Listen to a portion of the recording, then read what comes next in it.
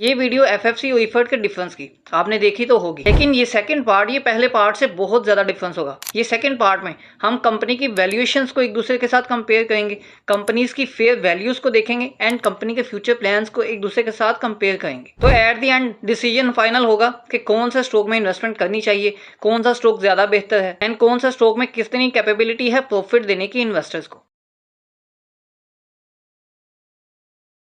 अस्सलाम वालेकुम गाइस, मैं शुएब, आप देख रहे हैं B1 बिलियनियर यूट्यूब चैनल। जिस तरह कि आपको पता है 15,000 सब्सक्राइबर्स के बाद हम फंडामेंटल कोर्स जो कि बिल्कुल फ्री इस चैनल पर पब्लिक करने जा रहे हैं, जो कि बिगिनर टू प्रो लेवल का फंडामेंटल कोर्स होगा, जिस कोर्स के बाद आप किसी भी कंपनी के फंडामेंटल एनालिसिस खुद भी कर सकते हैं एंड ये रिजल्ट्स हमारे प्रीमियम ग्रुप के हैं। अगर आप भी हमारे प्रीमियम ग्रुप का हिस्सा बनना चाहते हैं देन हमसे इस व्हाट्सएप नंबर पर रब्ता कर सकते हैं, जिसमें आपको ये फैसिलिटीज मिलेंगी हमारे ग्रुप में एंड एक व्हाट्सएप चैनल का लिंक जो कि इसी वीडियो की डिस्क्रिप्शन में मौजूद है, जिसको आप फॉलो करके पीएसएक्स से रिलेटेड न्यूज़ एंड अपडेट्स को टाइमली एंड अपडेटली अवेल कर सकते हैं। एंड बहुत सी कंपनीज के एनालिसिस की वीडियोस के लिंक्स इसी चैनल की वीडियो की डिस्क्रिप्शन में मौजूद हैं। सो आप वीडियो की डिस्क्रिप्शन में जाकर अपनी पसंदीदा कंपनी के एनालिसिस भी देख सकते हैं। तो अगर आप किसी कंपनी के एनालिसिस चाहते हैं तो इस वीडियो के कमेंट सेक्शन में उस कंपनी का नाम लिखकर कमेंट करें, तो आपके लिए भी उस कंपनी के एनालिसिस किए जाएंगे। सो एफएफसी और इफर्ट के मेन डिफरेंस को, रेशियोज को लेते हुए इस वीडियो को स्टार्ट करते हैं।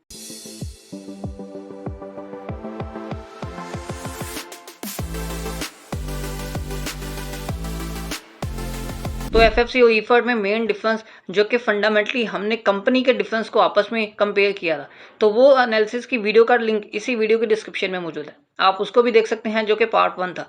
एंड इस वीडियो में हम वैल्यूएशंस को देखेंगे, कंपनी के फ्यूचर को, कंपनी की फेयर वैल्यू को, प्रेजेंट एंड फ्यूचर की फेयर वैल्यू को डिस्कस करेंगे एंड आपस में कंपेयर करेंगे। सबसे पहले हम कंपेयर करते हैं ग्रोस प्रॉफिट मार्जिन को। तो gross profit margin basically FFC के ग्रोस प्रॉफिट मार्जिन जो कि ये टीटीएम मीन के ट्रेलिंग 12 मंथ्स, इसका हम डिस्कस करते हैं। तो सबसे पहले जो ट्रेलिंग 12 मंथ्स दोनों के अगर हम लें तो एफएफसी के जो ग्रोस प्रॉफिट मार्जिन है वो निकल कर आते हैं अप्रोक्सीमेटली 32%। एंड सेम ऐसे ही एफएफसी के बजाय हम इफर्ट को देखें तो इफर्ट के जो ग्रोस प्रॉफिट मार्जिन बन कर आते हैं वो होते हैं अप्रोक्सीमेटली 37%। तो इसको देखते हुए अगर हम नेक्स्ट फाइनल बात करें जो कि नेट प्रॉफिट मार्जिन है, तो नेट प्रॉफिट मार्जिन एफएफसी के इंक्रीज रहते हैं, जो कि नेट प्रॉफिट मार्जिन एफएफसी के अप्रोक्सीमेटली 18 to 19% है।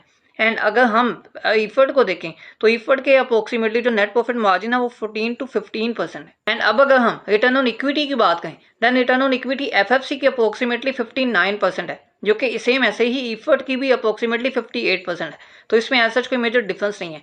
अगर रिटर्न ऑन एसेट्स की बात करें तो रिटर्न ऑन एसेट्स में काफ़ी ज़्यादा डिफरेंस है इन दोनों में, जो कि अगर हम ट्रेलिंग 12 मंथ्स की ही बात करें एफएफसी के जो कि है रिटर्न ऑन एसेट्स वो है अप्रोक्सीमेटली 19%। एंड सेम ऐसे ही अगर हम इफर्ट के टीटीएम जो कि ट्रेलिंग 12 मंथ्स की बात करें तो रिटर्न ऑन एसेट्स इसका अप्रोक्सीमेटली बनता है 14%। एंड अगर डिविडेंड यील्ड की बात करें तो डिविडेंड यील्ड बेसिकली डिफरेंस है इनमें कि डिविडेंड यील्ड समटाइम एफएफसी के ज़्यादा हो जाता है, डिविडेंड यील्ड समटाइम इफर्ट की ज़्यादा हो जाती है। तो अगर अभी हम ट्रेलिंग 12 मंथ्स की बात करें तो यहाँ पर जो डिविडेंड यील्ड है ये अप्रोक्सीमेटली 10% एफएफसी की है एंड सेम ऐसे ही अप्रोक्सीमेटली 9 to 9.50% इफर्ट की है। और यही डिविडेंड इनकम को लेते हुए अगर हम पे आउट रेशियो में डिफरेंस करें तो पे आउट रेशियो अप्रोक्सीमेटली जो एफएफसी की बनती है वो 75 to 77% बनती है।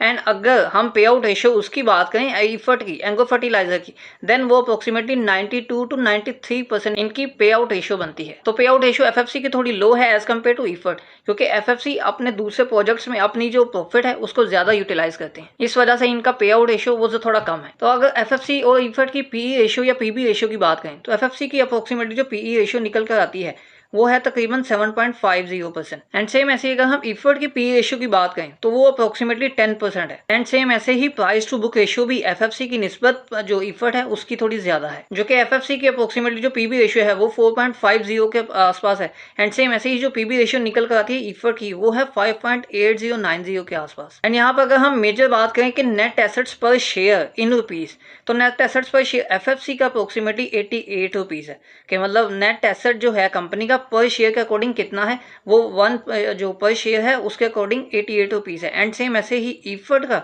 उसका अप्रोक्सीमेटली 32 रुपीज़ है। तो ये इनमें बहुत ज़्यादा मेजर डिफरेंस है। तो यहाँ पर अगर करंट रेशियो की बात करें तो ये बेसिकली करंट रेशियो जो एफएफसी की है वो थोड़ी सी बेहतर है। अब इसकी करंट रेशियो निकल कर आती है अप्रोक्सीमेटली 1.10 या 809% है। एंड सेम ऐसे ही इफर्ट की जो करंट रेशियो निकल कर आती है वो है अप्रोक्सीमेटली 0.70%, जो कि इसकी करंट रेशियो ईफर्ड की बिल्कुल भी ठीक नहीं है, इसको थोड़ा बेहतर होना चाहिए। तो चूंकि अच्छी कंपनी है तो इसलिए यहाँ पर करंट रेशियो को हम कुछ ज़्यादा हाईलाइट नहीं करेंगे कि कोई बहुत ही बुरी चीज़ है। ओवरऑल अगर हम एसेट्स की बात करें तो ओवरऑल एसेट्स कंपनी के बेहतर हैं। तो करंट रेशियो चूंकि करंट एसेट्स और करंट लायबिलिटीज से रिलेटेड है, तो अगर हम overall total asset total liabilities को देखें तो उसमें कंपनी की या ईफर्ड की सिचुएशन काफी बेहतर है। तो ये कुछ रेशियोज को देखते हुए इस टाइम अगर हम कंपनी की फेयर वैल्यू की बात करें तो एफएफसी और ईफर्ड दोनों की फेयर वैल्यू देख लेते हैं। तो एफएफसी की जो ट्रेलिंग 12 मंथ्स की जो ईपीएस निकल कर आ रही है वो है approximately 52 rupees.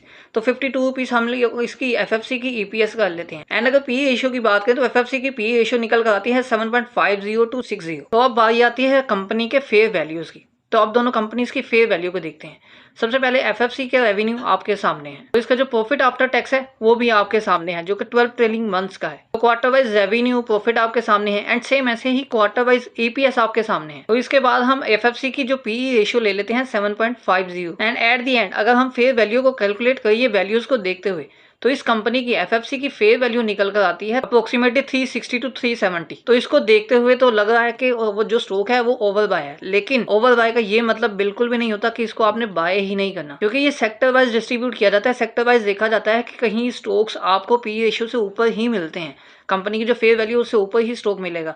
And some time ऐसा होता है कि अगर कोई स्टॉक आपको फेयर वैल्यू पे मिल रहा है तो वो भी एक्सपेंसिव होता है आपके लिए। तो फर्टिलाइजर सेक्टर में थोड़ा सा ओवर बाय होना मतलब कि जो फेयर वैल्यू है उससे ऊपर होना कोई ज्यादा बड़ी बात नहीं है। एंड सेम ऐसे ही ईफर्ड की बात करते हैं तो ईफर्ड के 12 ट्रेलिंग मंथ्स मतलब कि जो चारों क्वार्टर है उसकी डिटेल आपके सामने है, कंपनी का रेवेन्यू आपके सामने है, कंपनी का प्रॉफिट आफ्टर टैक्स है, कंपनी की ईपीएस आपके सामने है। एंड इसकी जो 12 ट्रेलिंग मंथ्स की अगर पी रेशियो निकाली जाए तो उसकी पी रेशियो निकल कर आती है अप्रोक्सीमेटली 10। तो इन वैल्यूज को देखते हुए अगर हम ईफर्ड की फेयर वैल्यू की बात करें तो इसकी वैल्यू अप्रोक्सीमेटली निकल कर आती है 180 to 190 रुपीज। तो इसको देखें तो ये भी अपनी फेयर वैल्यू से ऊपर ट्रेड कर रहा है, जो कि करंट प्राइस भी आपके सामने है। तो ये कंपनी वाइज हमने फेयर वैल्यू दोनों की अलग अलग मालूम की। अगर हम ये कंपनी की पी रेशियो को लेकर उसको अलग करके अगर कंपनी की पी रेशियो की जगह सेक्टर की पी रेशियो करें देन इनकी जो फेयर वैल्यू है वो थोड़ी और कम हो जाएगी, लेकिन सबसे ज्यादा जो फेयर वैल्यू ईफर्ड की कम होगी। लेकिन क्योंकि हम कंपनी वाइज ही एनालाइज करें हैं, आपस में डिफरेंस करें, तो हम कंपनी की पी रेशियो ही डालेंगे, सेक्टर की पी रेशियो नहीं डालेंगे, क्योंकि सेक्टर की अप्रोक्सीमेटली 7 के आसपास जो पी रेशियो बनती है, लेकिन ईफर्ड की तो पी रेशियो 10 के आसपास निकल रही है। तो नेक्स्ट हम फ्यूचर की फेयर वैल्यू को डिस्कस करने से पहले अब कंपनी के फ्यूचर्स को देख लेते हैं। तो एफएफसी और ईफर्ड दोनों में एक बात कॉमन है जो कि इनके फ्यूचर को लेके है, क्योंकि इनमें एक्सपेंशन एक ही टाइम पर होती है, क्योंकि दोनों में एक्सपेंशन जो है वो एक ही टाइम पर हो सकती है जब ही इन्हें अलाउ किया जाता है। तो यहाँ पर बेसिकली जो एक्सपेंशन है वो एज सुन एज कोई पॉसिबल नहीं है कि कंपनी दोनों में से कोई एक भी कोई इमीडिएट कोई मेजर एक्सपेंशन इसमें आए, एज सच कोई सीन नहीं है, ना ही कोई प्रोडक्शन प्लांट में एक्सपेंशन आएगी। तो ये एग्जिस्टिंग प्लांट्स में अपनी जो प्रोडक्ट्स हैं वो न्यू लॉन्च कर सकते हैं, लेकिन कोई प्रोडक्शन प्लांट उनकी जो कैपेसिटी है वो इनहांस हो सकती है, लेकिन कोई प्रोडक्शन प्लांट मेजर लग नहीं सकता या मेजर एक्सपेंशन नहीं हो सकती। तो एफएफसी का बेसिकली प्लान है एनहांस करना एग्जिस्टिंग ऑपरेशंस को, जिसमें आती है optimizing production and improving gas supply. और कंपनी प्रोडक्ट इनोवेशन में भी काफी ज्यादा डेवलपमेंट ला रही है, जिस तरह के bio enhance DAP and zinc coated urea भी इंक्लूड है। और ये अपनी मार्केट को सोलिडिफाई कर रहे हैं एक लीडरशिप के थ्रू, जो कि ये इनहांस करें अपने डिस्ट्रीब्यूशन नेटवर्क को। एंड एफएफसी अपने इंक्रीज करी है सोना सेंटर्स को, जो कि डायरेक्ट टच में आते हैं कंज्यूमर चैनल के। तो सेम ऐसे ही एफएफसी की तरह ईफर्ड का भी यही फ्यूचर के प्लान्स हैं, जिसमें इन्होंने अपने जो एंगो ऑफ मर्कज नेटवर्क है उसको भी एक्सपेंड करे हैं, डिजिटल सोल्यूशंस जो है एट मर्कज उनको भी लॉन्च करे हैं, एंड सेम ऐसे ही अपने प्रोडक्ट्स में डिजिटलाइजेशन ला रहे हैं अपनी सर्विसेज में। और डिजिटल होने के तरफ इनका जो यूजीआई ऐप है वो भी काफी ज्यादा हेल्पफुल साबित होगी। तो इसी को देखते हुए अगर हम नेक्स्ट 6 मंथ्स जो कि कंप्लीट जो पूरा साल हो जाएगा उसकी ईपीएस और उसके प्रॉफिट्स की अगर हम फ्यूचर वैल्यू की बात करें, तो चूंकि कोई मेजर एक्सपेंशन नहीं है और एफएफसी और ईफर्ड के दोनों सेम ऐसे ही चलेंगे, लेकिन एफएफसी में भी थोड़ा ज्यादा रेवेन्यू जनरेट होगा, क्योंकि चाइना की जो एक्सपोर्ट रिस्ट्रिक्शंस आई हैं डीएपी पर, उससे एफएफसी फातिमा को बहुत ज्यादा फायदा होगा। तो सेम ऐसे ही बाकी प्रोडक्ट्स को भी लेते हुए इनके रेवेन्यू में अप्रोक्सीमेटली 10% का जंप आएगा, जो कि 10% से भी इंक्रीज हो सकता है। तो हम यहाँ पर सेम ऐसे ही अगर 10% का ओवरऑल रेवेन्यू पिछले क्वार्टर्स की निस्बत थोड़ा सा इंक्रीज अगर करके देखें, देन यहाँ पर रेवेन्यू जो टोटल आपके सामने है, और इसी तरह ही अगले दो क्वार्टर्स होंगे उनका भी जो प्रॉफिट है वो भी आपके सामने है, प्रॉफिट आफ्टर टैक्स। और पिछले 2 क्वार्टर्स तो ऐड हैं ही साथ, जो कि फर्स्ट एंड सेकंड क्वार्टर 2025 का डाटा हमारे पास मौजूद है। 2 फ्यूचर के जो थर्ड एंड फोर्थ क्वार्टर 2025 के होंगे उसका डाटा हम इमेजिन कर रहे हैं। देन ऐसे ही कंपनी की जो ईपीएस निकल कर आएगी वो आपके सामने है। कंपनी की जो पी रेशियो होगी वो अप्रोक्सीमेटली 7 के आसपास ही आएगी, जो कि 7.50 थी, वो थोड़ी सी इंक्रीज हो सकती है, जो कि अप्रोक्सीमेटली 8 के पास आ सकती है। तो हम अगर 8 को ही लेते हुए इनकी जो फेयर वैल्यू निकालें तो एफएफसी की ये फेयर वैल्यू निकल कर आती है। तो जो कि पहली हमारी साल की जो टीटीएम की जो हमने फेयर वैल्यू निकाली तो उसमें 70 टू 80 रुपीज जो है स्टॉक अबव ही मिल रहा है। सेम ऐसे ही एफएफसी के अगर हम यहाँ पर फेयर वैल्यू के अंदर 70 टू 80 या 90 रुपीज भी ऐड करते हैं तो ये कंपनी की करंट प्राइस फ्यूचर में हो सकती है। अब ये प्राइस भी मिनिमम है कि इसमें ज्यादा जंप आएगा। सेम ऐसे ईफर्ड में देखते हैं, ईफर्ड में कोई ऐसा मेजर कोई इसमें कोई रेवेन्यू में जंप नहीं आने वाला। सेम ऐसे ही इसका चलेगा, लेकिन थोड़ा सा इंक्रीज अगर हम इसमें भी देखें कि अप्रोक्सीमेटली 5% इंक्रीज कर लेते हैं, जिससे इसके रेवेन्यू की डिटेल आपके सामने है, जो कि 2 quarters first and second quarter आपके सामने डिटेल मेंशन है, 2 की हम एग्जांपल में फर्स्ट कर लेते हैं। सेम ऐसे ही कंपनी का जो प्रॉफिट वो निकल कर सामने आएगा, तो कंपनी की ईपीएस भी ये निकल कर आएगी। अब जिस तरह के दोनों कंपनीज के फ्यूचर प्लान्स भी इंक्लूड हैं कि कंपनी में कितनी ज़्यादा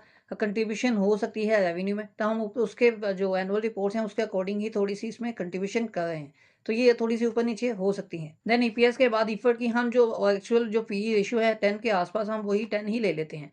देन इसकी जो फेयर वैल्यू निकल कर आएगी वो आपके सामने है। जिस तरह के पिछली फेयर वैल्यू में भी अप्रोक्सीमेटली 40 टू 50% की 40 टू 50 रुपीज़ की कंट्रीब्यूशन थी इनके शेयर की प्राइस में, जो कि ओवर बाय नज़र आ रहा था। सेम ऐसे ही यहाँ पर भी सिचुएशन हम यही रखेंगे। जो कंपनी की फ्यूचर की फेयर वैल्यू निकल कर आई है उसमें भी 50 जो रुपीज़ है उसकी उसको ऐड करेंगे, देन ये कंपनी की फ्यूचर में स्टॉक प्राइस हो सकती है। जो कि हमने नेक्स्ट 2 क्वार्टर की अजम्पशन को लेते हुए नेक्स्ट 2 क्वार्टर्स की स्टॉक को एनालाइज किया और दोनों स्टॉक की प्राइसेस को देखा। ये जस्ट एनालिसिस बेस्ड वीडियो है, आपके लिए कोई बाय सेल रिकमेंडेशन नहीं है। तो इन दोनों कंपनीज में से किसी में भी इन्वेस्टमेंट करने से पहले आप अपने एनालिसिस लाजमी करें, ताकि आपके लिए एक इन्वेस्टमेंट हैंडसम ही साबित हो। तो आपको वीडियो कैसी लगी, वीडियो को लाइक और दोस्तों की हेल्प के लिए शेयर लाजमी करें।